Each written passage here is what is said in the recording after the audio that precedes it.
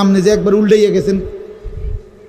হ্যাঁ, আরে পুত, আমি যদি কদ্দুর কিছু করে দিয়ে যাইতাম না পারি, আমি মরলে তারা খাইব কেমনে? না, তারা চিরা খাইব। আর পরে আপনি 2 বস্তা চিরা কিনে দিয়ে যাইয়েন।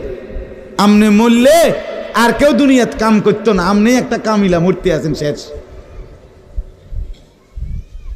এটা ধোকার কথা না, বলেন না কেন? তো হযরত ইব্রাহিম আলাইহিস সালাম বলছে, আব্বা আপনাকে ছেড়ে দিলাম।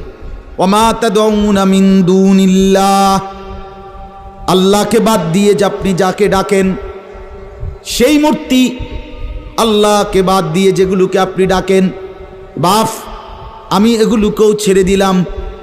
এবার ইব্রাহিম নবী বললেন, ও আদউ রব্বি, আমি শুধু কেবল আমার রব আল্লাহকে ডাক দিলাম।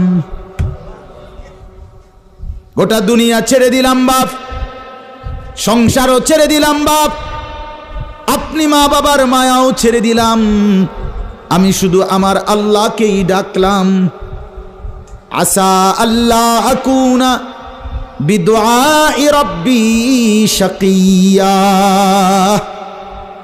এবার ইব্রাহিম নবী বলেন, আব্বা আমি বিশ্বাস করি আমার ওই এক আল্লাহকে ডেকে কেউ কোনোদিন বঞ্চিত হয় না।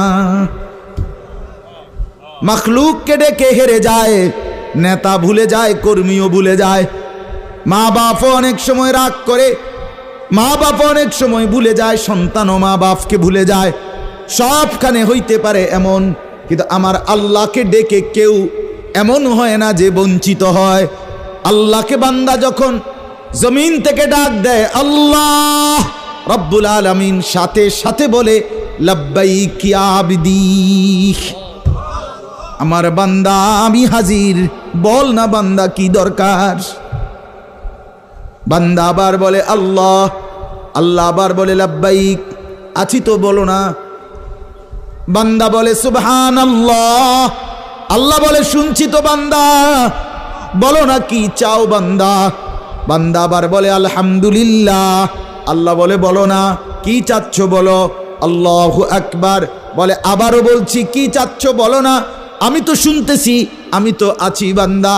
কিন্তু বান্দা যখন শুধু আল্লাহকে ডাকতে থাকে, জিকির করতে থাকে, তাসবিহ পড়তে থাকে, মনের কষ্ট দুঃখ বেদনা চাওয়া পাওয়া কিছুই বলে না, শুধু জিকির করে, শুধু জিকির করে, শুধু আল্লাহকে ডাকে, আল্লাহকে ডাকে, শেষ পর্যন্ত আল্লাহ খুশি হয়ে বলে বান্দা তুই যেহেতু আমাকে ডেকে মজা পাইছো, ঠিক আছে বান্দা তুমি আমাকে ডাকতে থাকো, আমি আল্লাহ তোমাকে দিতে থাকি।